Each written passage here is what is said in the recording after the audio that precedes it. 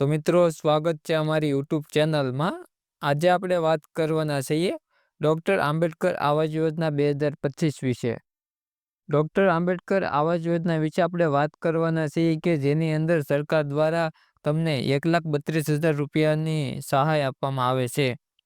Doctor Ambedkar આવાસ યોજનાની અંદર કઈ રીતે તમે ઓનલાઈન ફોર્મ ભરી શકો છો અને ઓનલાઈન ફોર્મ ભરવા માટે તમારે કયા કયા ડોક્યુમેન્ટની જરૂર પડશે તે અંગેની સંપૂર્ણ માહિતી આપણે આ વિડીયોની અંદર મેળવવાના છીએ. ડૉક્ટર આંબેડકર આવાસ યોજના 2025 આ યોજના એ સમાજ કલ્યાણ દ્વારા સામાજિક ન્યાયને અધિકારી વિભાગ દ્વારા અમલમાં મૂકવામાં આવી છે. તેના થકી મકાન બનાવવા માટે સહાય આપવામાં આવે છે. આ યોજનાની અંદર મકાન બનાવવા માટે કુલ 1,20,000 જેટલી સહાય આપવામાં આવતી હોય છે અને જેમાં તમે શૌચાલય બનાવવા માટે સહાય ના મેળવેલી હોય તો તમને 12,000 રૂપિયા તેના માટે પણ મળવાપાત્ર છે. એટલે કે આ યોજનામાં મળતી કુલ સહાય 1,32,000 રૂપિયા જેટલી સહાય તમને મળવાપાત્ર થશે. યોજનાની અંદર કુલ 1,20,000 રૂપિયા સહાય આપવામાં આવતી હોય છે જે 3 હપ્તામાં આપવામાં આવે છે અથવા તો 3 તબક્કા પ્રમાણે આપવામાં આવતી હોય છે. જેની અંદર પ્રથમ હપ્તો એ 40,000નો અને બીજો હપ્તો 60,000નો અને ત્રીજો હપ્તો 20,000 રૂપિયાનો મળવાપાત્ર હોય છે તમને. ડૉક્ટર આંબેડકર આવાસ યોજનાની પાત્રતાની વાત કરીએ. લાભાર્થી આ પ્રકારની યોજનાઓનો અંદર કોઈ પણ પ્રકારનો લાભ લીધેલો ન હોવો જોઈએ.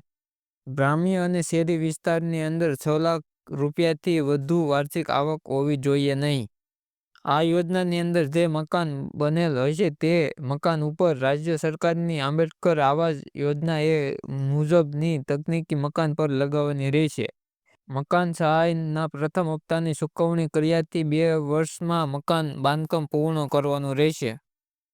લાભ લેનાર વ્યક્તિની ઉંમર ઓછામાં ઓછી 21 વર્ષ હોવી જોઈએ. ડૉક્ટર આંબેડકર આવાસ યોજના માટે જરૂરી દસ્તાવેજની વાત કરીએ અથવા તો ડોક્યુમેન્ટની વાત કરીએ.